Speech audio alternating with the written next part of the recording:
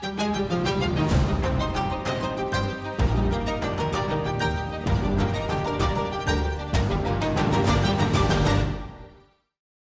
important philosophical term from scholastic philosophy, subsumption. To take something under something else and to do it in a way that nothing sticks out. Very important for philosophy, for understanding life. And Marx discovered that along with the other philosophical vocabulary he was bringing in to try and expand our understanding of this new capitalist economy, that subsumption was an important term. He takes it probably directly from Hegel, but it was in use in German philosophy for particular things. And it names the experience of everyone under the capital system, which can be called compulsion, which starts as coercion, which is an external thing where someone forces you to do something, and ends as what we know very well, self-motivation, where you need a lot of aids, but those are also commodities, like motivational books and tapes and videos, a motivational education. The idea is that motivation takes over for coercion and you coerce yourself. Marx will narrate this in chapter 14 in particular in terms of the way the capital system developed from being at its earliest stage in which coercion is the way labor is brought in and different ways of working are made part of the capital system, to something like an internal necessity, like process. So first things have to be forced to fit. You can see how subsumption is the right term. Things have to be forced to fit the capital system. You're like, bring your artisanship into my factory. I'll take half of your working day, but you can keep doing things the way you used to do them. But by the way, I'll only give you the materials if you come and give me half of the working day. That's something like coercion. In between is process, which we theorized very strongly under the cooperation chapter and the division of labor chapter and the machinery chapter. Those are where process takes over for coercion. Why do you do this in this way? Because this is the next step. Because the process is a whole thing outside of whatever your usual ways of working were, your traditional ways of working, which might have included a lot of other things, a lot of interruptions. Process you can see already has its necessity internal to it, to something like self-motivation. Coercion, process, and self-motivation are three stages of subsumption. We're used to this idea in which there's something that pushes us and keeps pushing us along, to go to work, to adapt to the economy, to accumulate, to convert societal goods like healthcare into investment opportunities or finance instruments, privatization. There's always a push towards these things. To serve the economy as our great overlord, as the thing that says, you must do this. Who says it? The economy. Who speaks for the economy? The economists. Not all of them speak for the economy as something that is a benevolent overlord, but all of mainstream economists speak for it as the entity that we all serve and must serve, because if we serve it and serve it well and completely, it's supposed to serve us. You can see that even the rhetoric has implied in it that we are subsumed into this process. We are part of the economy. Again, this was new in rhetoric in Marx's time, because the economy as a giant other or a giant mother was relatively new. So what Marx is saying in this very short chapter, chapter 14, a little bit is how the experience of a social world came to be the experience of compulsion as servitude to a system. He's not going to tell us how it came to be historically that capital was the big mother that we all served. History just gave it to us. In fact, from our perspective, it happened by accident, or there are so many causes for why capitalism became the ism that we all talk about, and the capital system is the system that we are subservient to. There are too many causes and too little necessity in this history, long history leading up to it, to make it even explainable. He will show some things in the later chapters. That's to say that history is not a process. We did not get to capital through some inexorable set of steps that led to capital. But at a certain point, inexorability started to take over as soon as this initially very small, exceedingly ugly, hungry animal came into history and started to drink up history's possibilities. It needed them. And it shifts from history's modality, which is contingency. This happened, but there really is no why. The whys are much too complicated to be able to lay out for you in such a way as you could say, it had to happen, or in such a way as you could say, these are the only reasons for which it happened. History has too many reasons. It's overdetermined.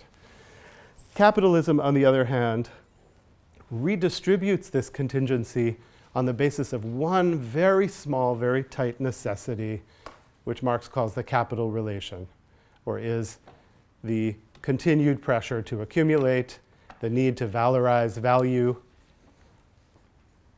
which puts everyone in a position of serving it.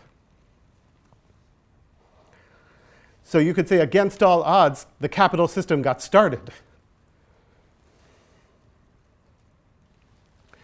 And what Marx is showing here is the process by which it went from being this small, hungry animal to being the prime mover of all social, natural, and divine things.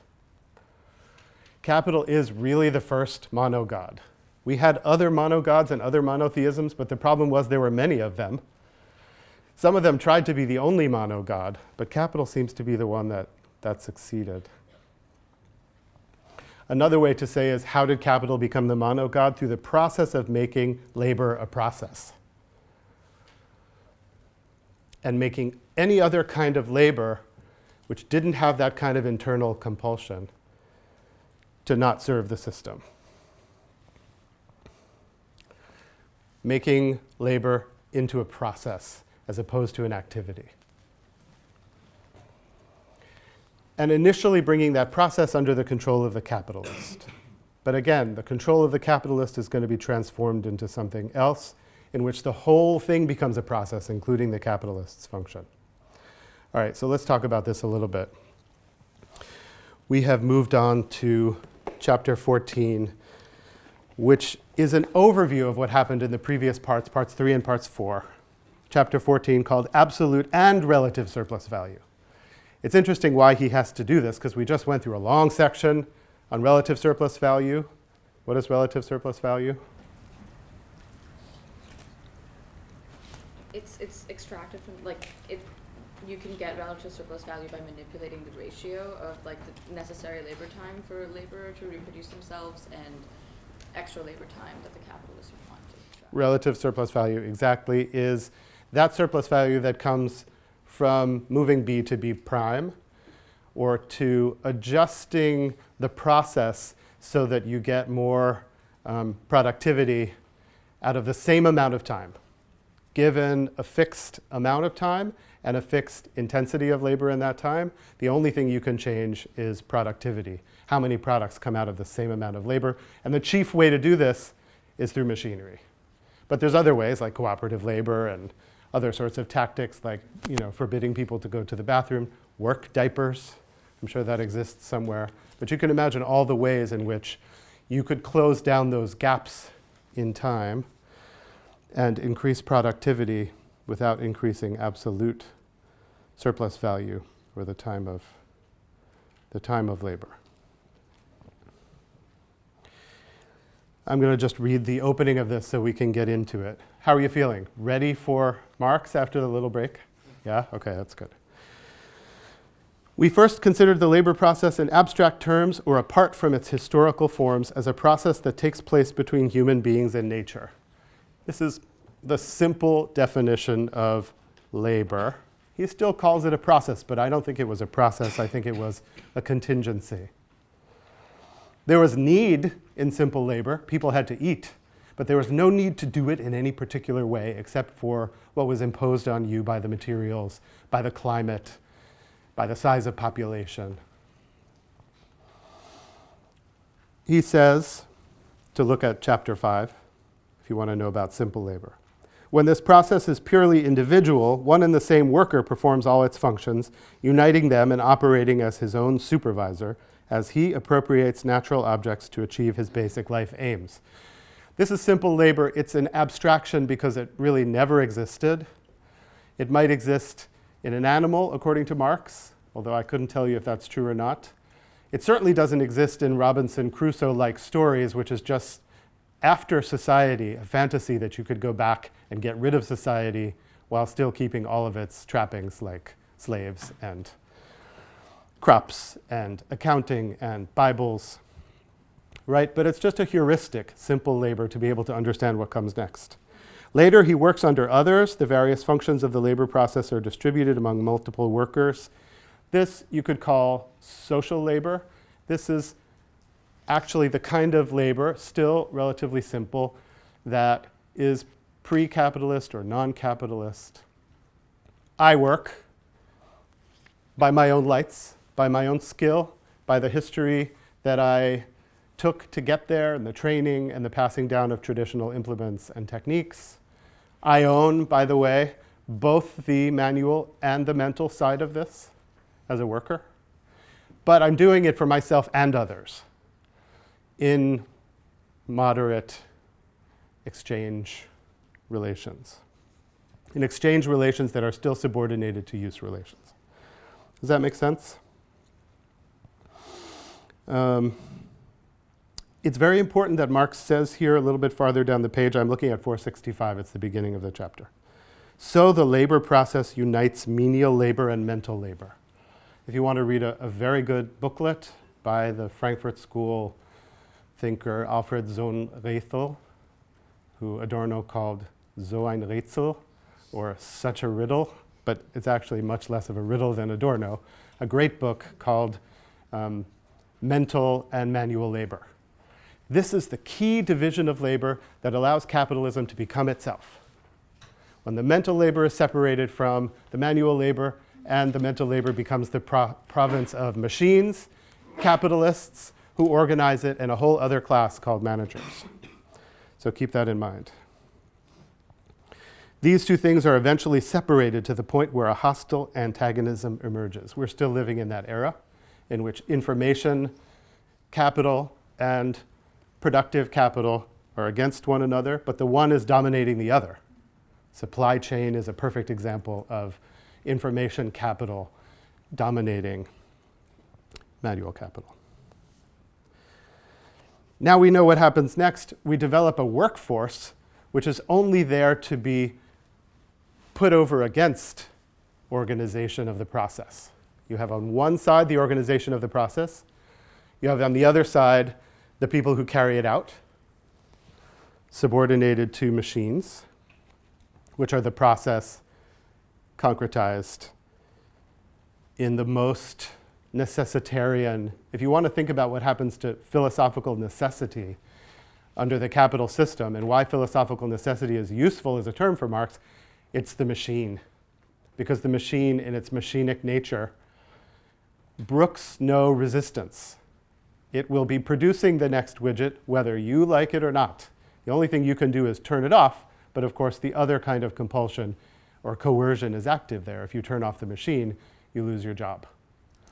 So you're subjected through this coercion to the necessity of the process. It keeps going and you follow it.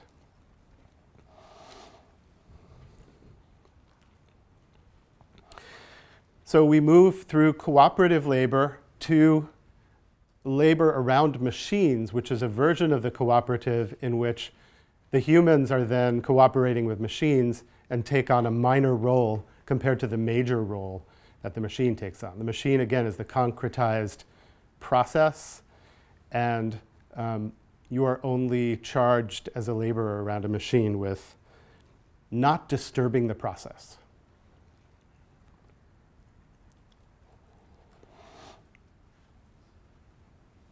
And here he says, the concept of productive labor necessarily expands, as does that of its bearer, the productive worker. But the latter concept narrows too. Capitalist production is at bottom the production of surplus value, not merely commodities. A worker produces for capital rather than himself, and thus it no longer suffices for a worker to generally produce, he must produce surplus value. So there's a second outcome of the subsumption of labor into the process, or the turning of labor into a process and the laborers into parts of a process, which we talked about already. And the outcome of that is that you're no longer producing for needs first, you're producing surplus value. So the process you're a part of is not the mechanized work process, but the valorization process, in which the machine is a part and you are a part as a laborer. Laborers get subsumed into the capital system to the point of becoming materials for it. Not only can you not turn off the machine, you are generally not considered to have a will and an intelligence as a laborer in industrial capital. And Marx is adamant that we describe this in philosophical terms, not in sociological or empirical terms. We have to understand that as the valorization process takes over, valorization means producing something outside of the needs of the people who are producing it. A whole new system of needs, the need for value, the need to increase value, and the need to increase the increase, the need for accumulation and for growth. Those take over. And everyone eventually is subsumed in the system, including capitalists. The system as process, that is, in effect, this small, hungry animal that grew huge after it ate everything and can't stop itself, has to be fed continuously with territories, populations, technology, and finance. I think I'm getting emotional. I can see why I stuck with Kant and Hegel for so many years, because this is really, gets you right in the heart. So I want to talk about three subsumptions: the subsumption of nature, the subsumption of labor as process, and the subsumption of humans into labor. Yeah. Oh, sorry. So this bit, I didn't really understand when I read it. What does he mean by the concept of productive labor necessarily expands? I understood that, but as does that of its bearer, the productive worker, but the latter concept narrows too? I'm not 100% sure. I feel like he's searching around there for terms, but what I can make of, do you have a reconstruction? I think the way I understood it was this kind of related to the way he was thinking about the constructive of the construction of the collective social worker, where you kind of become an appendage. So what you're doing, if you were to do it individually, it doesn't really have any meaning. But when you all do it together, then it has like meaning to the world and to the system and to productivity. So that is both an expansion and a contraction in the sense that the forms of labor that are being rendered can be expanded, but it's a contraction in terms of now labor, as you said, is not an activity, but now a process, and that is what a worker is now compelled to do. Yeah, I think that's exactly right. So you can see what's going on here is what counts as work and the worker is being subject to reformulations at the hands of the system. That you came in to make a shoe in a traditional way, they say you are not a worker. So the concept of worker has been changed, let's say. It becomes more expansive in that it will then, the concept of a worker, it will then include anything that capital thinks it should include. An appendage of a machine, someone flying a drone at 5,000 miles away, computer programmers, whatever counts there, counts according to the innovations of capital to valorize value in a better way. So what I would say is that the concept of worker and work becomes plastic under capital. It's certainly taken out of the worker's hands. Although unions don't only fight for a shorter working day, they fight for clear and less flexible determinations of what the workers will do on the work floor as well. But that's just because the notion of work has become expansive and the productive worker has become expansive.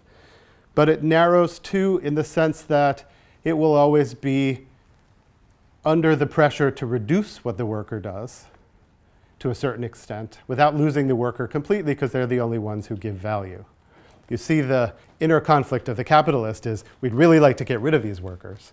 They're the only things that make value for us. So how do we put them in as small a box as we can?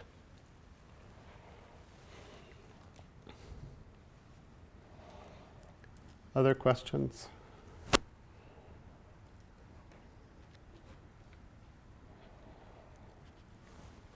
I want to talk about subsumption with you all, even though it's almost a side issue in these chapters, because it seems to me like the most important critical tool we have now, given that we will go out into a workforce and we will be subsumed in all sorts of ways. There's a lot of ways the capital system works to subsume what isn't yet capitalistic. First of all, it subsumes nature. Second of all, it subsumes labor and makes it into a process. And then it subsumes human beings into the labor process as deeply and as thoroughly as possible. So let's just go back a little bit and get a sense of the subsumption of nature. We know how nature is subsumed. I'm calling it subsumption now because it comes to be, subsumption means not only that it comes to fit into the capital system makes it fit, but it makes it look as though it produced the things. So, for example, take raw materials. That is fully subsumed.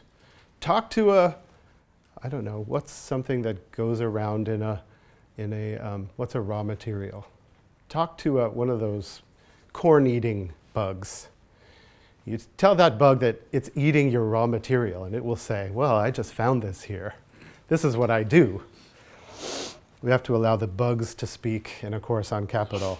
But if the bugs speak, they would not know what raw material is. Raw material is already subsumed, and it makes it look as though capitalism discovered nature. Capitalism produces nature as its subsidiary. So for a very strong ecologism, you'd have to start from there. Then you would say, well, all the attempts to engineer ourselves out of nature does not change the basic perspective shift in which nature is already included in the system as part of the system, and the names tell you that. So raw materials already subsumed. Other things that get subsumed are the sources of motive power. Places get subsumed. Certain times of day get subsumed, like the daytime. This is subsuming natural aspects into the system so that they work for capital. These are formal subsumption. They come under the control of the capitalist, and they belong to then a process. They become steps in a process. Is it morning? We will start work. Does that make sense? Morning is for work. What do we say? It's Monday. It's a work day. Let's just look at a raw material like petroleum, or as the Romans thought of it, rock oil. That's the bug's perspective on petroleum. Rock oil. Well, it's just there. You could say from nature's perspective, well, it might be part of its processes, but already to think of nature as having processes is a post-capital view of nature. Science is complicit in drawing nature into the conceptual structure of capital.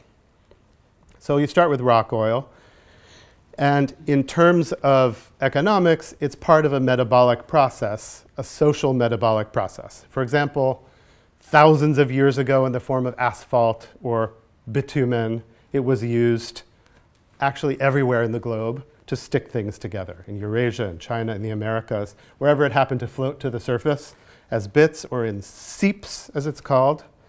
It was used to stick things together and to seal them. You could write a nice little paper on the hypothesis that rock oil was what was used to stick the bits of the Tower of Babel together. This I came across on that great capitalist detritus machine called Wikipedia. But it was used as a natural thing in order to fulfill needs, which Marx will tell you is part of the natural process of work. It was used for sticking things together, it was used for lighting, and it was used as a flammable object for weapons. But then it becomes something that it wasn't. It gets subsumed. It becomes a substitute for natural sources of motive power. You had water, or wind, or animals, or yourself that pushed the pedal of the spinning jenny, or the spinning wheel. But soon you could have this thing, and petroleum is really a signal type of subsumable.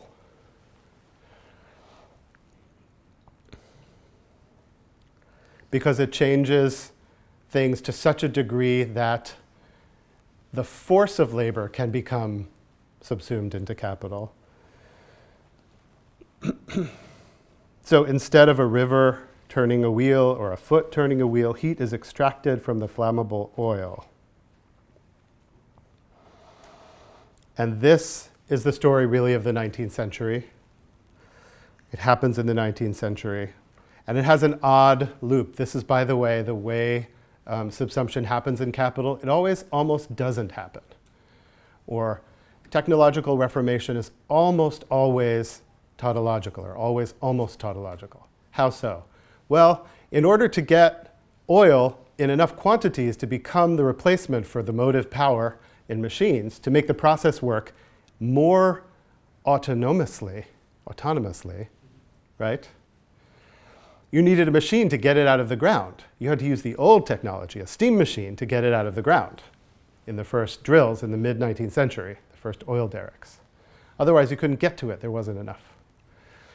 But so imagine this. A human being made that oil derrick, which then replaced their motive power with the oil it pulled out of the ground, which then replaced the steam derrick with a fossil fuel motor. This is the very knapp, you say in German. It's very tight, the way you move from one form of process to another. It has to make use of the old processes, but you make use of the old processes just to supersede them and to make them superfluous, to put them in museums or into surplus populations. I just wanted to point that out to you. Then, of course, petroleum later, because it's so central to increasing productivity, becomes a vehicle for investment.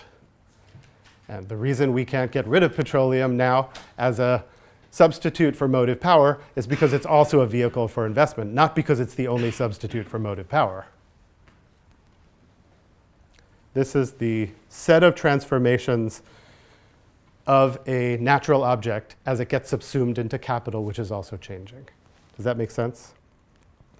From a raw material to a substitute for natural sources of motive power, to a commodity, and finally to an investment category that makes the whole system stand still. That will have to be overcome in similar ways to the ways in which steam power or foot power were overcome. It'll be a very thin passageway to the next mode. Okay, that's just to talk a little bit about subsumption of natural objects, and you see what happens to it in capital. As capital revolutionizes its process, the position of these things and their usefulness and even their meaning, from rock oil to what do we call to fossil fuel investments. This is the trajectory of subsumption. Until it seems like not only did capital make the oil, but capital is totally identified with the oil. Next, I want to talk briefly about labor processes subsumed into capital. Do you have questions about that? Don't you like my little genealogy of petroleum, rock oil? So is a laborer and a labor, or are labor and a laborer both subsumed into capital? Yeah. Labor is a somewhat confusing name. This is how I start my next list of things to lecture about. Many things are meant by labor, so here it comes.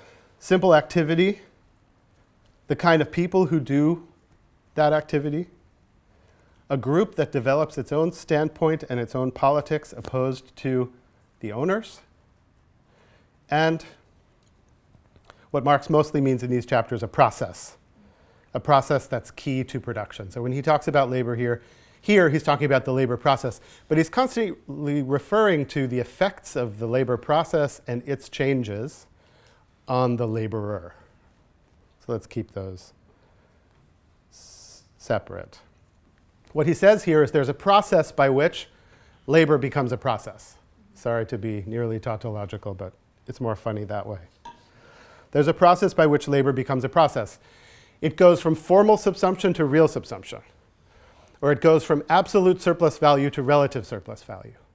Or it goes from the beginning where labor comes into the factory as what it was historically, and the capitalists are just like, well, you'll work longer for me.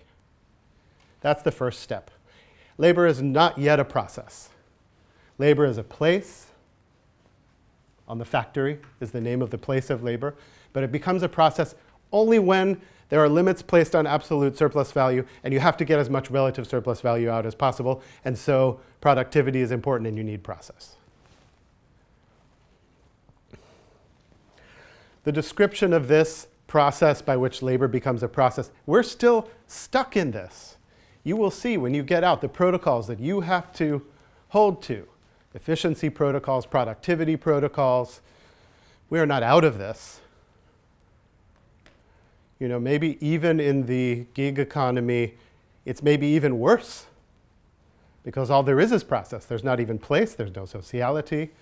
It may be that you are taken into the process and thrown out of the process much more at will than it used to be, but that's part of the subsumption of labor under capital. It becomes labor when capital needs it, how capital needs it, in the order capital needs it, with the kinds of labor capital needs, so that you come out into the workforce and you're like, well, where do I fit? Well, that's exactly the subsumption question. You have to fit yourself into it. You don't say, I love to make pots. Now, you can do this as a kind of cottage industry address in cottage core if you want. But you know the core is not the core. I hate to tell you. The process by which labor becomes a process. Because of the limits to absolute surplus value internal to it and applied to it from laws and strikes, the main operation of capital becomes the subsumption of labor into capital as a process. If you want to ask whether Marx is still viable today for digital processes or for finance capital, you have to start from there. This is what capital is when it's fully developed for him. It is the subsumption of labor as process. And capital constantly is doing this. It's an operation of capital. It subsumes labor into it as a process. This is how it takes over the world and why it takes over the world. The how is subsumption. It makes things fit to its needs, right? Just going back to the very beginning, this is the story, capital, of why the economy is not there we don't fit the economy to our needs. We fit our needs to the economy. That's called subsumption. We go in as laborers to produce value so capital can capitalize itself. And the why it has to take over the world in this way is because of the pressures to accumulate and to accumulate more. I'm afraid to say again that this is really described in volume 3, the pressures to accumulate. But think of it as competition and the fire when a technology takes hold somewhere and it has to spread everywhere and everyone is constantly competing to increase their productivity, or else they go under.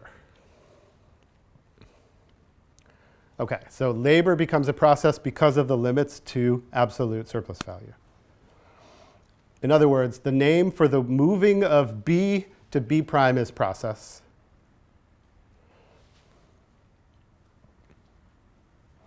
We saw at the beginning of the chapter how a productive worker looks differently once it's subsumed and under capital. It starts out, what is a productive worker? Let's just say what it is. A productive worker is, the workable who works and that whole formula. Exactly. A productive worker is a worker that produces something that fulfills a need. This is what Marx is getting to with simple labor. It produces something that fulfills a need. It has its purpose, but the purpose doesn't demand that the worker radically reorganize their lives. The purpose doesn't demand that society radically reorganize itself. So there's this simple production which Marx associates with animals. The false version of this is Robinson Crusoe, which is impossible, because really the second definition of a productive worker is one who produces societally, who is taking the signals in from society, is producing for themselves and another according to the social division of labor, so that I know that Anthony needs a literacy and justice for all sweatshirt, so that I do the lovely printing of that beautiful statement, and then I can give it out to all of you, and I keep one for myself because I'm also down with that project, right? Social division of labor puts me in a place where I'm thinking about society as a whole, actually. I have that thought.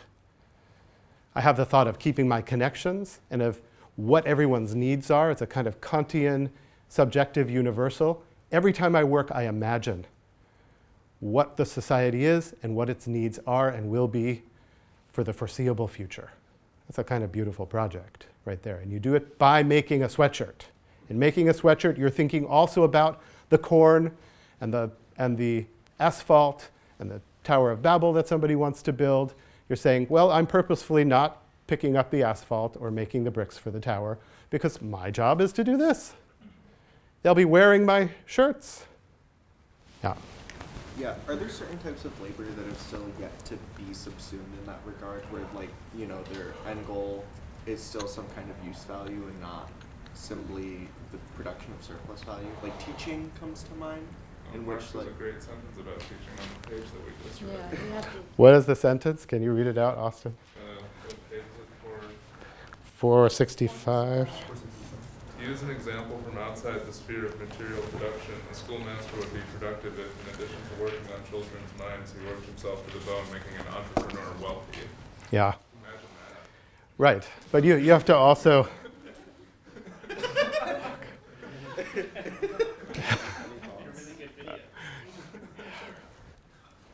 That's the challenge to teaching, especially in an institution like this. But really anywhere, because of course you know, we don't have to go back to 1970 to think about our education as commodifying our intelligence.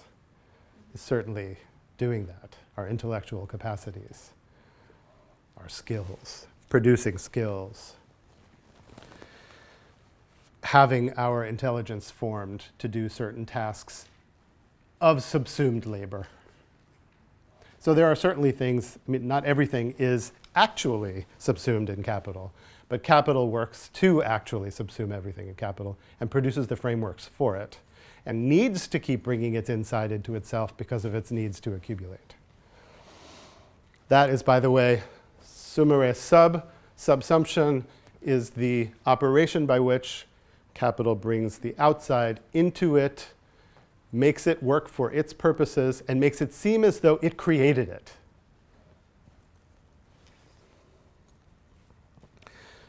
So a productive worker produces usable goods.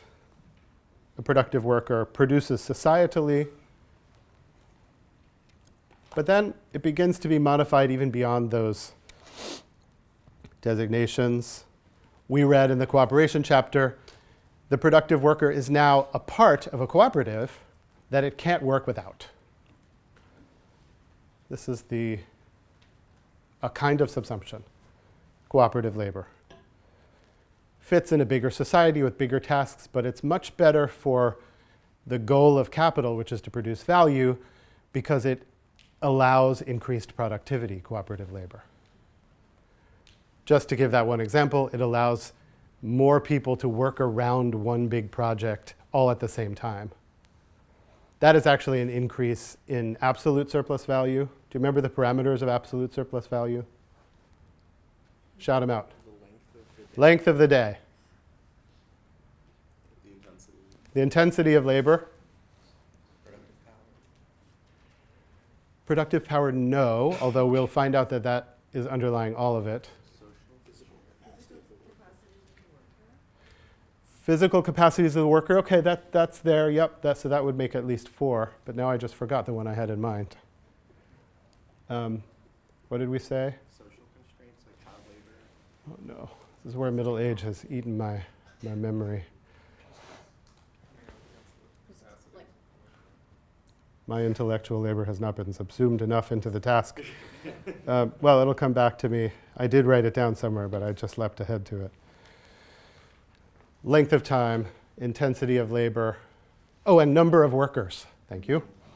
And definitely the physical capacities, although that's expressed as time worked and intensity of labor, so that would not be a separate, right? These are the parameters of absolute surplus value. Length of time, which is labor over time, intensity of labor, which is time over labor, and number of workers. Obviously, from what productive work or productive worker looks like after the cooperative phase, I'm part of a labor process, is I am a producer of surplus value.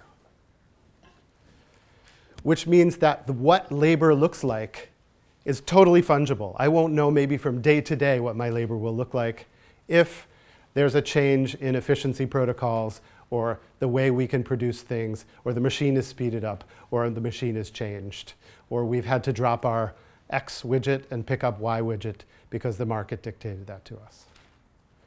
So becoming a producer of surplus value actually puts the nature of work as one of the transformations that will go on continuously, such that you may not know not just how to do it, but what it is.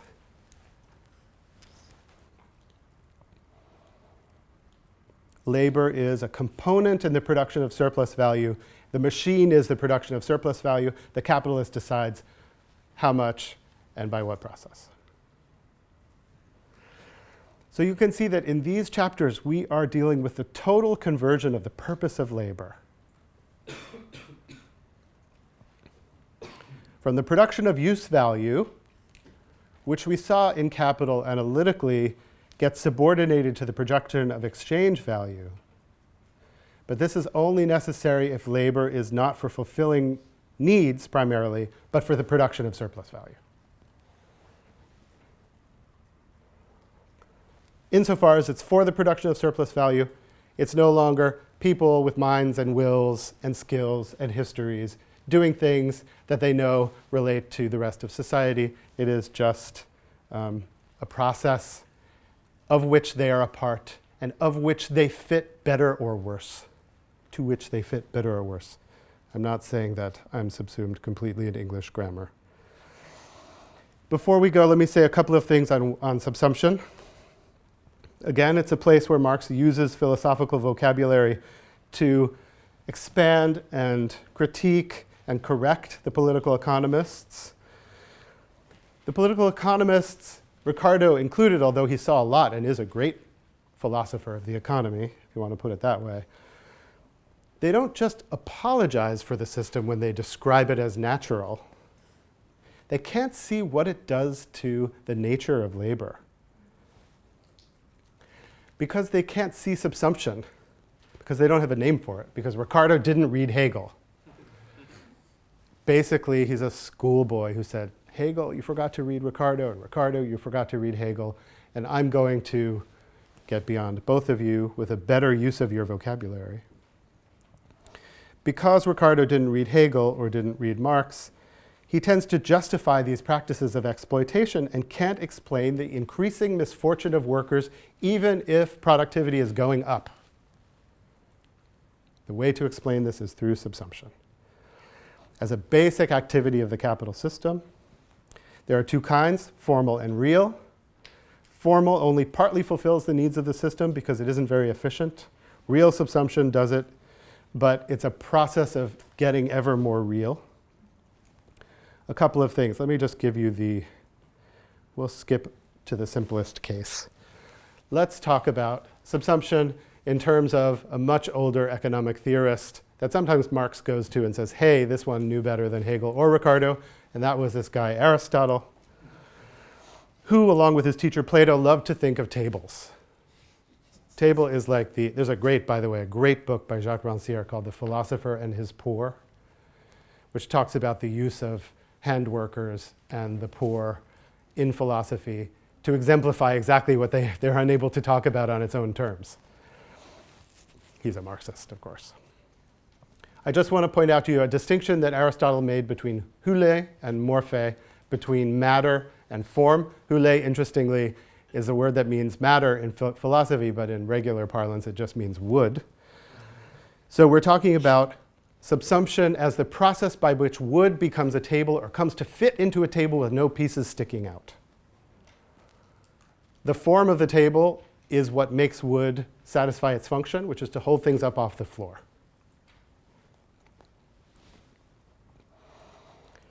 In formal subsumption, the parts of the material are good enough so that it holds things up off the floor, but not so good as to forget the fact that this is just kind of tied together of material and loosely put into a form like the way I would make a table, which would look like, it might hold things up only for a short amount of time. Subsumption in the Greek sense, real subsumption would require that the material be totally taken up into the form to such a degree that you can't really separate the wood from its tableness anymore. In capitalistic society, the material is labor, the form is valorization, and because it has to make the process so refined to keep increasing relative surplus value, it needs to subsume not just formally, not just I say this is a table. This is table enough. It has to be completely a table. It has to be completely subsumed so that every ounce of time and effort goes into adding value to the product. All right. I gave you an extra text to read. It's not that long. Excerpts from a manuscript. We'll continue talking about this on Wednesday.